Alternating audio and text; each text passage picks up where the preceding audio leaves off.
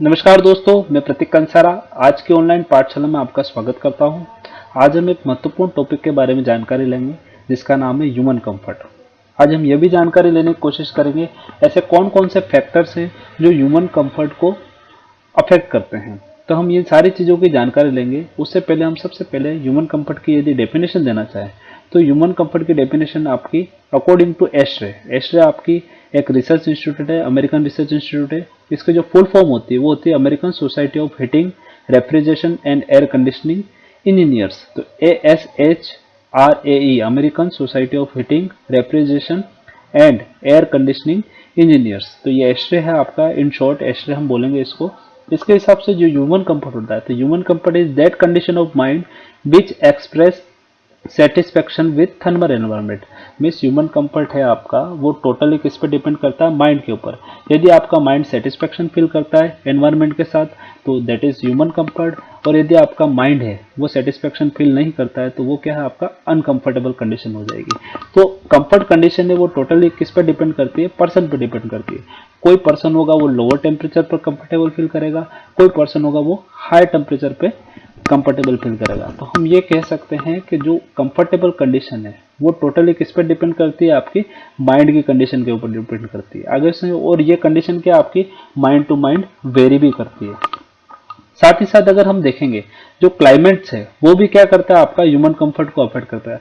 जैसे हम बात करें जो जम्मू कश्मीर में रहने वाला बंदा है, यदि हम इंडिया में जम्मू कश्मीर की बात करें तो जम्मू कश्मीर में जो रहने वाला बंदा है वो क्या करेगा, आपका उसको हमेशा लोअर टेम्परेचर पे ही वो कंफर्टेबल फील करेगा क्योंकि वो क्लाइमेट है वो उसको सूट करता है। आगे बात सुन, वहीं हम राजस्थान की बात करें, जैसलमेर बाड़मेर की, तो वो पर्सन जो होगा वो क्या करेगा, आपका हाई टेम्परेचर पे कंफर्टेबल फील करेगा। तो वहां भी क्या आ गया आपका, इस totally depend on the mind condition. उनका माइंड सेट हो गया है कि हम लोअर टेम्परेचर पे कंफर्टेबल फील करते हैं। तो सिंपली ये कंफर्ट कंडीशन है वो किस पे डिपेंड करती है, माइंड के ऊपर डिपेंड करती है। यदि हम ह्यूमन बॉडी की बात करें तो ह्यूमन बॉडी में जो हीट सोर्स होता है, आपका हीट सोर्स होता है जिसको हम बोलते हैं मेटाबॉलिज्म इन ह्यूमन बॉडी। यदि हम मेटाबॉलिज्म को अगर समझना चाहते हैं तो मेटाबॉलिज्म क्या होता है, सबसे पहले इस चीज को समझो।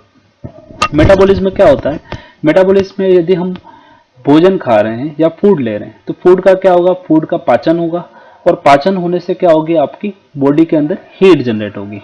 आगे बात समझ में, तो प्रोसेस आगे समझ, the process of combustion of food is called the metabolism. तो हम ये कह सकते हैं हमने जो फूड खाया और फूड का पाचन हुआ और उस पाचन होने से जो हीट जनरेट हुई उसी को हम क्या बोलते हैं, मेटाबॉलिज्म बोलते हैं। आगे समझ, तो फूड का पाचन करने की क्रिया क्या कहलाती है, आपकी मेटाबॉलिज्म कहलाती है। और इस मेटाबॉलिज्म की वजह से क्या होगा, आपका इस मेटाबॉलिज्म की वजह से हीट जनरेट होगी। तो हमारी बॉडी क्या है, हमारी बॉडी भी एक आईसी इंजन या हीट इंजन की तरह कार्य करती है। हीट इंजन में क्या होता है, आपका फ्यूल हम डालते हैं, फ्यूल का कंबशन होगा और फ्यूल के कंबशन होने की वजह से क्या होती है, हीट जनरेट होती है। अब क्या होता है, जब हीट जनरेट होती है तो इंजन क्या करता है, उस हीट का कुछ पार्ट तो वर्क में कन्वर्ट करता है और बाकी पार्ट क्या होता है, हम उसका लोस्ट करवाते हैं, लोस्ट हो जाता है। कैसे लोस्ट होता है, उस हीट का कुछ पार्ट आपका कूलिंग में लोस्ट हो जाएगा, उस हीट का कुछ पार्ट आपका रेडिएशन में लॉस्ट हो जाएगा, उस हीट का कुछ पार्ट आपका फ्रिक्शन में लॉस्ट हो जाएगा। तो ऐसे ऐसे हीट का क्या हो जाता है, आपका लॉस्ट हो जाता है। आगे बात समझे, तो दैट इज हीट इंजन। तो हमारी जो बॉडी है वो भी क्या करती है, आपकी हीट इंजन की तरह कार्य करती है। तो हमारी बॉडी में जब हम फूड खाएंगे तो फूड का क्या होगा, फूड का कंबशन होगा, उस कंबशन का मीन्स आपका पाचन होगा, उस पाचन से हमारे बॉडी में क्या होगी, आपकी हीट जनरेट होगी।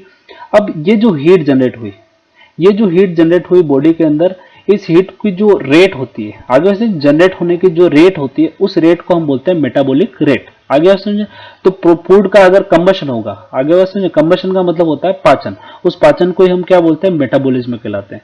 अब बात आती है वो हीट जो जनरेट हो रही है वो किस रेट से होगी, किस गति से होगी, उस गति को हम बोलते हैं मेटाबॉलिक रेट। तो rate at which body produce heat is called metabolic rate. देखो ये जो मेटाबॉलिक रेट है, आपकी जो हीट जनरेट जो बॉडी के अंदर हो रही है वो टोटली डिपेंड करती है पर्सन के ऊपर। पर्सन आपका हेल्दी है तो उसकी जो मेटाबॉलिक रेट होगी वो क्या होगी, काफी बढ़िया होगी। अगर पर्सन सिक है आपका, बीमार है आपका, आगे से बीमार है आपका, उसके बाद हम ये कह सकते हैं कि वो आपका जैसे फास्टिंग है आपका, पर्सन ने अगर फास्टिंग कर रखा है दिन भर तो उसकी मेटाबॉलिक रेट में क्या आ जाएगा, डिफरेंस आ गया। आगे बात समझ में। तो हम ये बोलेंगे जो मेटाबॉलिक रेट है आपका, एक हेल्दी पर्सन है आपका, तो उसकी मेटाबॉलिक रेट होगी वो क्या होगी, काफी हाई होगी। आगे बात समझ में। तो मेटाबॉलिक रेट क्या है आपकी, जो किस रेट से आपकी जो बॉडी के अंदर हीट जनरेट होगी। तो आपका अगर पाचन आपका फास्ट है तो मेटाबॉलिक रेट आपकी हाई होगी, पाचन आपका स्वस्थ नहीं है तो आपकी मेटाबॉलिक रेट होगी वो क्या हो जाएगी, कम हो जाएगी। अगर सही है। तो हमें क्या करना है, कोई भी ह्यूमन बीइंग है आपका, वो अगर कंफर्टेबल कब फील करेगा, हम ये जानने की कोशिश करें। तो किसी भी ह्यूमन बीइंग को कंफर्टेबल फील करने के लिए क्या करना होगा, उसकी बॉडी के अंदर जो हीट जनरेट हुई उस पूरी की पूरी हीट को उसको क्या करना पड़ेगा, उसको रिजेक्ट करना पड़ेगा सराउंडिंग को। आगे बात समझ में। हमारी बॉडी है जिसके अंदर हीट जनरेट हुई, वो हीट क्या होती है, एक डिजायर्ड टेम्परेचर पे वो क्या करती है, कंफर्टेबल फील करती है। तो हमारे बॉडी का यदि हम इंटरनल टेम्परेचर की बात करें तो बॉडी के अंदर जो इंटरनल टेम्परेचर होता है वो होता है 37 डिग्री सेंटीग्रेड। कितना होता है, 37 डिग्री सेंटीग्रेड। यदि हमारे बॉडी के अंदर 37 डिग्री टेम्परेचर मेंटेन रहे तो बॉडी क्या करेगी, कंफर्टेबल फील करेगी। और यदि ये टेम्परेचर 37 से ज्यादा या कम हो जाए तो बॉडी क्या हो जाती है, अनकंफर्टेबल फील करना शुरू करती है। अब बात आती है बॉडी के अंदर टेम्परेचर बढ़ेगा कैसे। तो हम यहाँ पे पढ़ चुके हैं, जब फूड का पाचन होगा या फूड का कंबशन होगा या मेटाबॉलिज्म की वजह से क्या होगा, मेटाबॉलिज्म की वजह से बॉडी के अंदर हीट के क्या होगी, हीट जनरेट होगी। तो हीट जनरेट होगी तो बॉडी का टेम्परेचर क्या करेगा, बढ़ने की कोशिश करेगा। तो उस समय हमारी बॉडी क्या करती है, हमारी बॉडी जो होती है वो क्या करती है, हीट को रिजेक्ट करना शुरू करती है। तो पहली चीज जो हीट जनरेट हुई उसका कुछ पार्ट तो क्या हो जाएगा, हम वर्क दिन भर जो कार्य करेंगे उसमें खर्च होगा। आगे बात समझो, हमारी बॉडी दिन भर जो जो कार्य करेगी उसमें खर्च होगा हीट का कुछ पार्ट तो, और बाकी पार्ट हीट का कहाँ हो जाता है, हम बाकी पार्ट हीट का क्या करते हैं, रिजेक्ट करते हैं। तो हम हीट को रिजेक्ट करने के लिए यहाँ पे जो हीट का जो ट्रांसफर होता है या हीट का रिजेक्शन होता है वो हम 3 तरीके से करते हैं। हमारी बॉडी में जो हीट जनरेट हो रही है वो 3 तरीके से रिजेक्ट होती है। पहला जो रिजेक्शन प्रोसेस होता है इसको बोलते हैं इवोपरेशन। तो हमारा जो हीट ट्रांसफर यहाँ पे होगी हमारी बॉडी से एनवायरमेंट को। आगे बात समझो, हमारी बॉडी में जो जो हीट जनरेट हुई हम क्या करेंगे, सराउंडिंग या एनवायरमेंट को छोड़ देते हैं। अदरवाइज हमारी बॉडी का टेम्परेचर बढ़ने की कोशिश करेगा या कम होने की कोशिश करेगा। हम दिन भर अगर कुछ खाते ही नहीं है तो हमारी बॉडी के अंदर हीट ही जनरेट नहीं होगी, तो वहां पे हम क्या करेंगे, सिक होने की कोशिश करेंगे, हमारी बॉडी का टेम्परेचर डाउन होने की कोशिश करेगा। तो हम यहाँ क्या कर रहे हैं, हमारी बॉडी के अंदर जो हीट जनरेट हो रही है उसको क्या कर रहे हैं, रिजेक्ट कर रहे हैं। तो हम 3 तरीके से हम हीट को रिजेक्ट कर सकते हैं हमारी बॉडी से। जो पहला प्रोसेस है उसको बोलते हैं इवोपरेशन, सेकेंड प्रोसेस है जिसको हम बोलते हैं रेडिएशन, और थर्ड प्रोसेस है उसको बोलते हैं कन्वेक्शन। इवोपरेशन में क्या होता है, देखो इवोपरेशन में क्या होता है, हमारी जो बॉडी होती है वो सेल्फ भी इवोपरेशन करती है और हम एक्सटर्नल भी इवोपरेशन करवा सकते हैं। सेल्फ इवोपरेशन में क्या होता है, बॉडी का टेम्परेचर बढ़ेगा तो बॉडी के अंदर क्या होगी, स्वेटिंग होगी, पसीना होगा, और वो पसीना क्या होगा आपका, जब एयर के कांटेक्ट में आएगा तो उसका क्या हो जाएगा, पसीने का इवोपरेशन होगा, और इवोपरेशन की वजह से क्या हो जाएगा, बॉडी का टेम्परेचर डाउन होने की कोशिश करेगा। तो that is called the evaporation process. दूसरा तरीका होता है इवोपरेशन में कि हमारी जो बॉडी है, यदि हम गीली है बॉडी के ऊपर हम पानी का स्प्रे कर दें या हमारी बॉडी गीली है, तो गीली बॉडी जब एयर के कांटेक्ट में आएगी तो वो जो बॉडी के ऊपर जो वाटर पार्टिकल हैं वो क्या हो जाएंगे, उसका इवोपरेशन शुरू होगा और बॉडी क्या हो जाएगी आपकी, उसका टेम्परेचर डाउन करने की कोशिश करेगी। तो one method is called evaporation. एक चीज समझनी है, जो इवोपरेशन है वो ऑलवेज क्या होगा, पॉजिटिव होगा। पॉजिटिव का मतलब है हमारी बॉडी से जो इवोपरेशन की वजह से हीट हमेशा क्या होगी, बॉडी से सराउंडिंग की तरफ जाएगी, कभी भी सराउंडिंग से बॉडी की तरफ हीट आने की कोशिश नहीं करेगी। जो सेकंड मेथड है उसको बोलते हैं रेडिएशन। रेडिएशन का मतलब ये है, सपोज करो सराउंडिंग का टेम्परेचर है वो लो है और हमारी बॉडी का टेम्परेचर है वो हाई है। सराउंडिंग का टेम्परेचर लो है और हमारी बॉडी का टेम्परेचर है वो क्या है, हाई है। तो heat always flow from high temperature to low temperature side. आगे बात समझ में। तो क्या होगा आपका, हमारी बॉडी क्या करेगी, हीट को इमिट करेगी। आगे बात समझ में, हीट इमिट होगी और वो इमिट हीट कहाँ जाएगी, एनवायरमेंट के अंदर चली जाएगी। तो वो जो हीट का इमिशन होगा वो हाई टेम्परेचर से लो टेम्परेचर के साथ, लो टेम्परेचर की तरफ होगा, जिसको हम क्या बोलते हैं, रेडिएशन बोलते हैं। आगे बात समझ में। यदि रेडिएशन में आप समझना चाहोगे तो रेडिएशन में क्या होता है आपका, रेडिएशन डिपेंड करता है एनवायरमेंट की कंडीशन पर। तो रेडिएशन पॉजिटिव होगा कब, जब आपकी बॉडी से एनवायरमेंट की तरफ जाएगा, और रेडिएशन नेगेटिव कब होगा, जब हीट आपकी एनवायरमेंट से बॉडी की तरफ आ गई। सपोज करो बॉडी का टेम्परेचर कम है और एनवायरमेंट का टेम्परेचर क्या हो गया, बढ़ गया, तो उस समय आपका क्या हो जाएगा, उस समय जो हीट है वो कहाँ आएगी आपकी, उस समय हीट आएगी आपकी एनवायरमेंट से बॉडी की तरफ। आगे बात समझे? तो यहाँ उल्टा आपके बॉडी को, ये बॉडी का टेम्परेचर क्या करेगा, बढ़ाएगा। उस केस में हम चाहते हैं बॉडी का टेम्परेचर कम करना, बट आपका एनवायरनमेंट का टेम्परेचर बढ़ गया और बॉडी का टेम्परेचर कम हो गया, तो उस केस में रिवर्स क्या होगा, आपकी हीट कहाँ से कहाँ आएगी, उस केस में हीट आपकी एनवायरनमेंट से बॉडी के अंदर आने की कोशिश करेगी। सिमिलरली कन्वेक्शन का मतलब होता है यदि हम हीट ट्रांसफर किसी मीडियम के थ्रू करवा रहे हैं, तो यहाँ हम कन्वेक्शन में क्या करते हैं, एयर का यूज करते हैं। यदि हमारी बॉडी के ऊपर एयर का फ्लो करवाएं, तो वो एयर के जो पार्टिकल्स होंगे वो बॉडी के जो हीट है उसको लेके क्या होंगे, उठने की कोशिश करेंगे। तो ऐसा प्रोसेस क्या कहलाता है, कन्वेक्शन कहलाता है। तो जब एयर के पार्टिकल बॉडी के कांटेक्ट में आएंगे, तो ये भी किस पे डिपेंड करता है, एनवायरनमेंट के टेम्परेचर के ऊपर। यदि मेरी बॉडी का टेम्परेचर हाई है और एनवायरनमेंट की एयर का टेम्परेचर क्या है, कम है, जब वो एयर इसके कांटेक्ट में आएगी तो बॉडी की जो हीट है वो एयर लेके क्या होगी, एनवायरनमेंट में चली जाएगी। बट रिवर्स कब होगा, रिवर्स ये होगा यदि एयर का टेम्परेचर हाई है और बॉडी का टेम्परेचर क्या है, आपका लो है। तो इस केस में क्या होगा, एयर जो है आपकी वो अपनी हीट किसको दे देगी, बॉडी को दे देगी। आगे बात समझे? तो यहाँ भी क्या है, एक लोचा हमको समझ में आया कि कन्वेक्शन और जो रेडिएशन जो प्रोसेस है ये पॉजिटिव भी हो सकते हैं और नेगेटिव भी हो सकते हैं। आगे बात समझे?